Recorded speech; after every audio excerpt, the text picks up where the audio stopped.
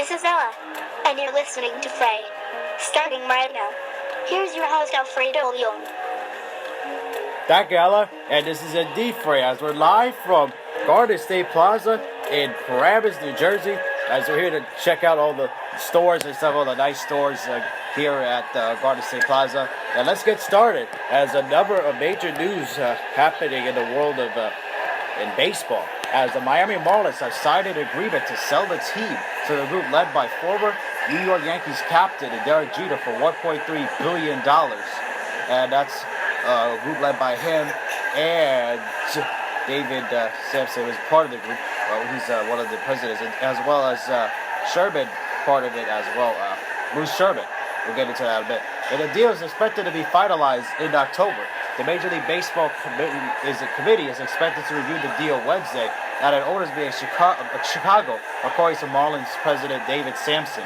He also anticipates that the Major League owners will approve the deal in September and that the deal would be closed not long after the regular season ends. So he's confident that the deal will be done and it will be approved by Major League Baseball and the owners.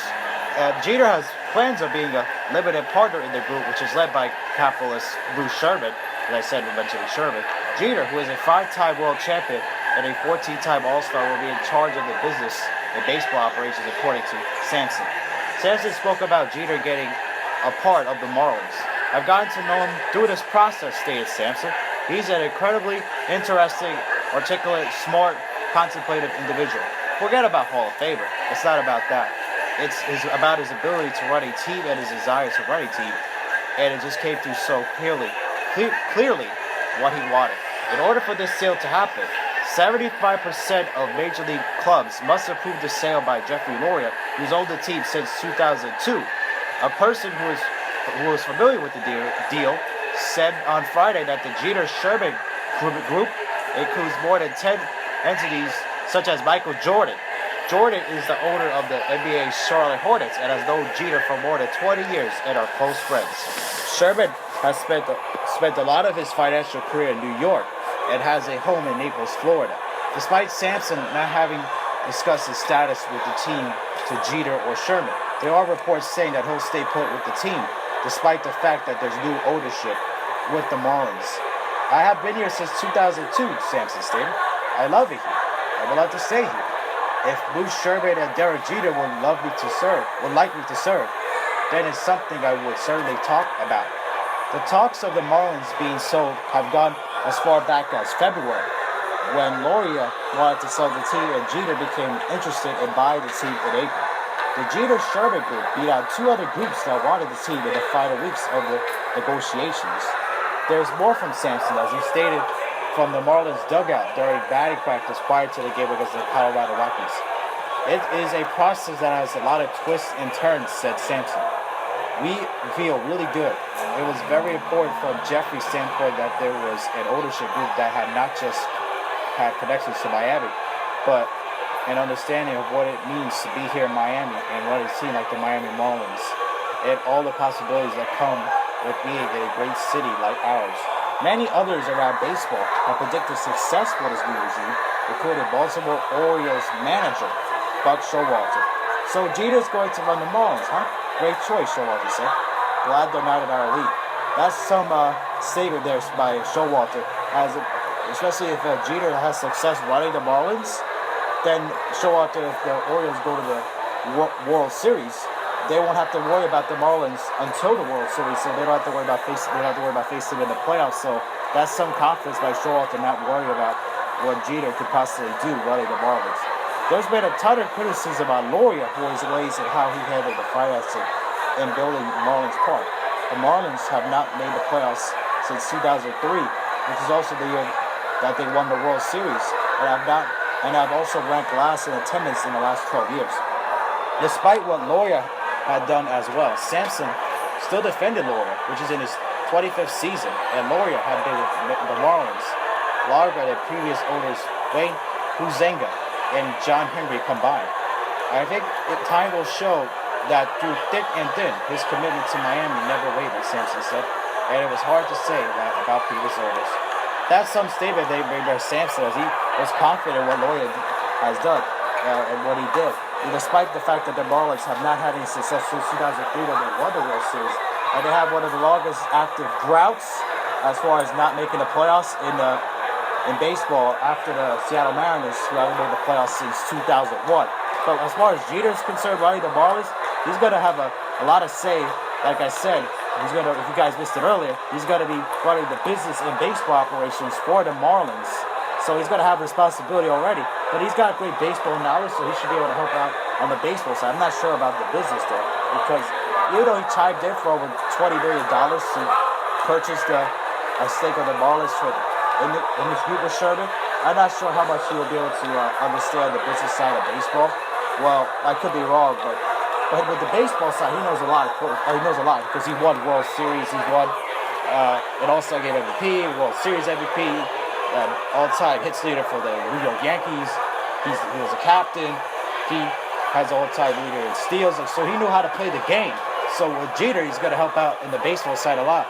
This should definitely help out the Marlins try to attract free agents, as the Marlins haven't been able to have any success with free agents. Even when they did have free agents come to Miami, and they eventually were so bad that they had to trade them and eventually had to waste all that money.